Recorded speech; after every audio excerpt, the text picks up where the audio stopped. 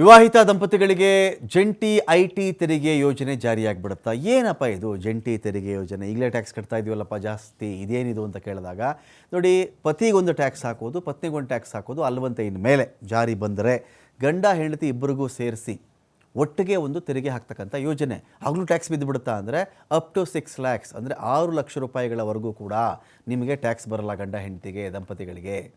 ಕುಟುಂಬದ ತೆರಿಗೆ ಹೊರೆಯನ್ನು ಈ ಬಾರಿ ನಿರ್ಮಲಾ ಸೀತಾರಾಮನ್ ಅವರು ಇಳಿಸ್ತಾರೆ ಅಂತ ಹೇಳಲಾಗ್ತಾ ಇದೆ. ಕುಟುಂಬಗಳು ಎದುರಿಸ್ತಾ ಇರತಕ್ಕಂತಹ ಆರ್ಥಿಕ ಒತ್ತಡಕ್ಕೆ ಮದ್ದು ಕೊಡ್ತಾರಾ?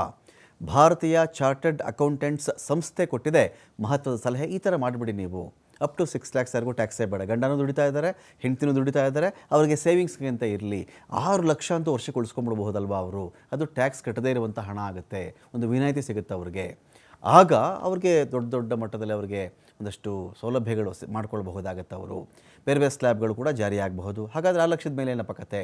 ಅದು ಕೂಡ ಇಂಟ್ರೆಸ್ಟಿಂಗ್ ಇದೆ ಇಲ್ಲಿ ನೋಡಿ. 6 ಲಕ್ಷ ಗಂಡ ಹೆಂಡತಿ ಇಬ್ಬರು ಸೇರಿ 6 ಲಕ್ಷ ಸಂಪಾದನೆ ಮಾಡಿದ್ರು ಅಂತ ಅಂದ್ಕೊಳ್ಳಿ.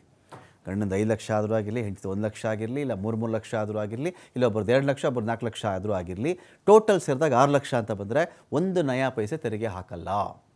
ಪ್ರಸ್ತಾಪ ಇರೋದು ಈ ಥರದ್ದು, ಹಾಕಬಾರ್ದು ಅಂತ.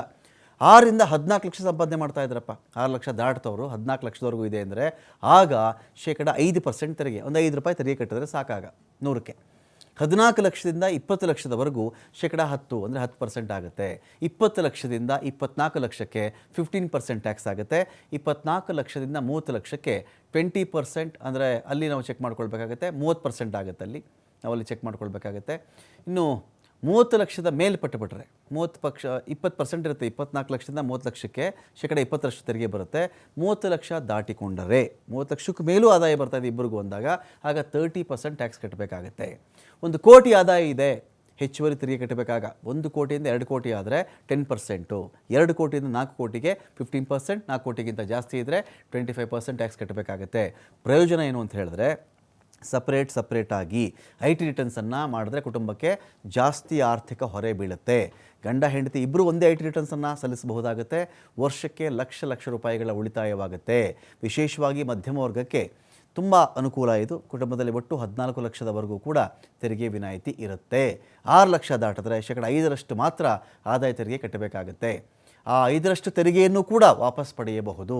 ಈ ತೆರಿಗೆ ಜೊತೆಗೆ ಮೆಡಿಕಲ್ ವಿಮೆ ಕೂಡ ನಿಮಗೆ ಅಲ್ಲಿ ಇನ್ವಾಲ್ವ್ ಆಗುತ್ತೆ. ಇದರಲ್ಲಿ ವಿಶೇಷವಾಗಿ ಟರ್ಮ್ ಇನ್ಶೂರೆನ್ಸ್ ಲಾಭ ಸಿಗುತ್ತೆ ನಿಮಗೆ. ಇದರಿಂದ ದುಡಿಯುವಂಥ ಯಜಮಾನ ಅಕಸ್ಮಾತ್ ಮೃತಪಟ್ಟುಬಿಟ್ರು, ಆ ಯಜಮಾನ ಇದ್ದಾಗ ಯಾವ್ಯಾವ ಸೌಲಭ್ಯಗಳನ್ನು ಒಂದು ಕುಟುಂಬ ಪಡ್ಕೊಳ್ತಾ ಇತ್ತೋ ಆರ್ಥಿಕವಾಗಿ, ಒಂದೊಳ್ಳೆ ಎಜುಕೇಷನ್ನ, ಒಂದೊಳ್ಳೆ ಮನೇನ, ಬಾಡಿಗೆನ, ಅವ್ರಿಗೊಂದು ಜೀವನಕ್ಕೊಂದು ಭದ್ರತೆನ, ಆ ಎಲ್ಲ ಭದ್ರತೆಯು ಕೂಡ ಟರ್ಮ್ ಇನ್ಶೂರೆನ್ಸಿಂದ ಅವ್ರಿಗೆ ಸಿಕ್ಕಿಬಿಡುತ್ತೆ.